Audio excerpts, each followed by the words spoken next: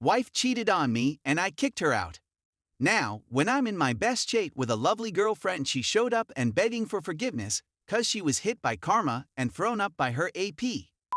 My GF, 36 female, and I have a lengthy history together.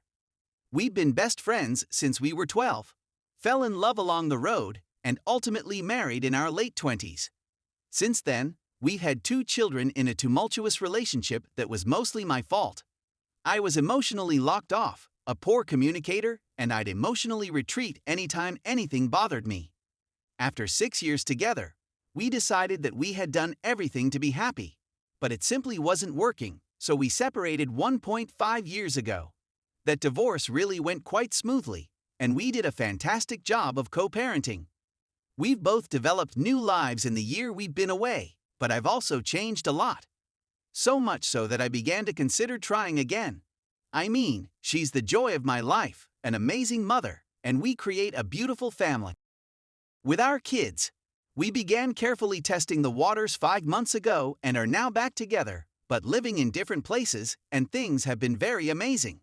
We're communicating so much better, talking freely about our love languages, desires, and needs, and I honestly believe we're in a lot healthier place than we've ever been.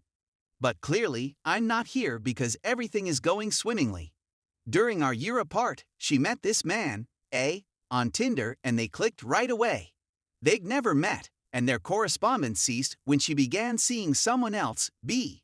So that relationship ended, we reconnected, and Mana reaches out to her. She's quite frank about it, telling me she wants to remain in touch as friends because she likes him, but she has no love feelings for him. I explain that I'm not completely comfortable with it, but that I trust her to do the right thing. After a few months, I'm no longer comfortable with it. Not at all. They talk on a daily basis, and she's still honest about it. He proposed meeting for coffee, which she declined since meeting up is a threshold she does not want to cross. I told her it bothered me that she's become friends with a past Tinder match, and she said she'd stop communicating with him if it was a deal breaker for me. But if not, she wants to keep talking to him since breaking contact would remind her of our past time together, when she thought she lost a part of herself because we focused too much on our relationship and not enough on being her own person, which I understand. I'm at a loss for words here. I don't want to demand she make cutting contact since it sounds harmful. I also can't seem to set my emotions aside and accept this blossoming relationship. I think I'm simply worried that this will grow into emotional infidelity before she even realizes it.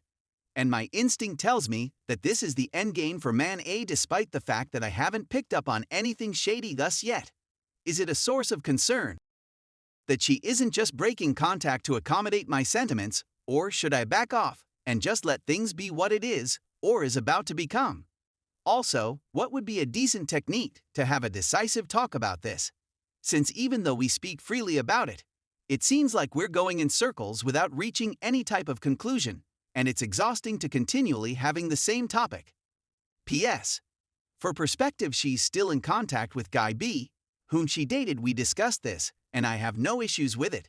She also has a lot of other man friends, which doesn't worry me at all. Update.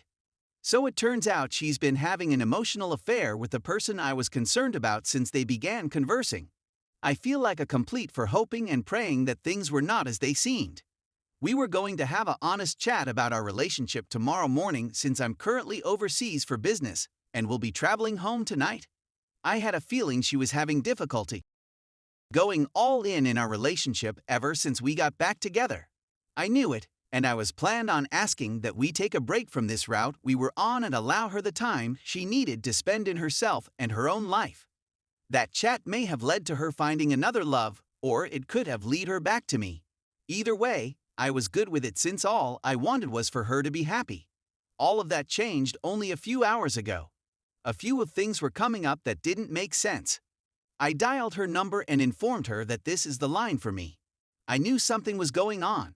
All I wanted was for her to come clean and be honest with me, so that we could at least have that in whatever manner we're moving ahead.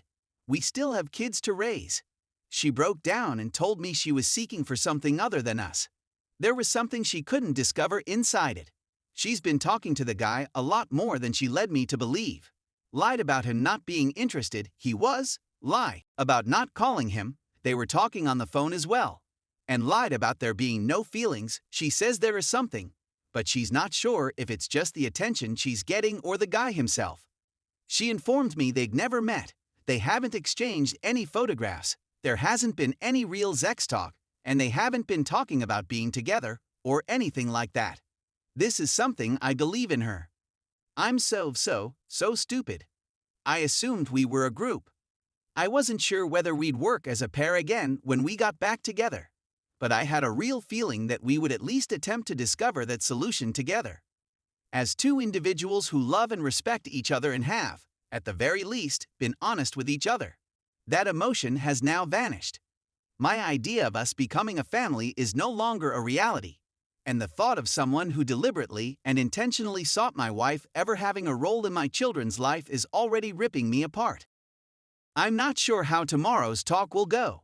I'm going to let her speak for herself. I'm not sure whether I'm furious or not.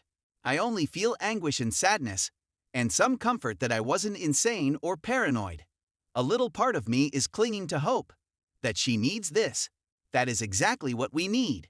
That we'll terminate it tomorrow, and she'll take her time figuring out what she wants, eventually realizing that she wants our family to be together. That's precisely what happened to me when we split up the previous time. Perhaps this is a us issue, something we need and can work on. I'm hoping for any ideas about how I'm wrong/right in thinking this way. Is this a us issue, or is the reality simply not sinking in? Because there is a far greater part of me that wants me to accept what seems to be reality.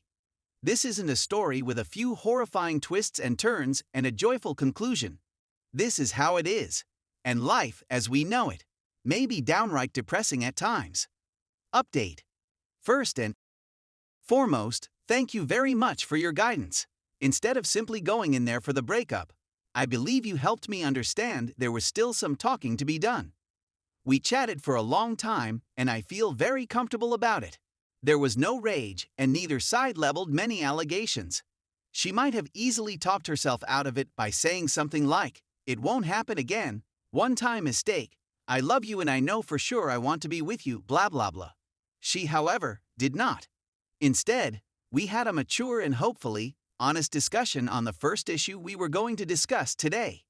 That is, we were racing back together, with me pushing for us to be perfect at breakneck speed, and her reacting with feeling left behind in clearly the wrong manner.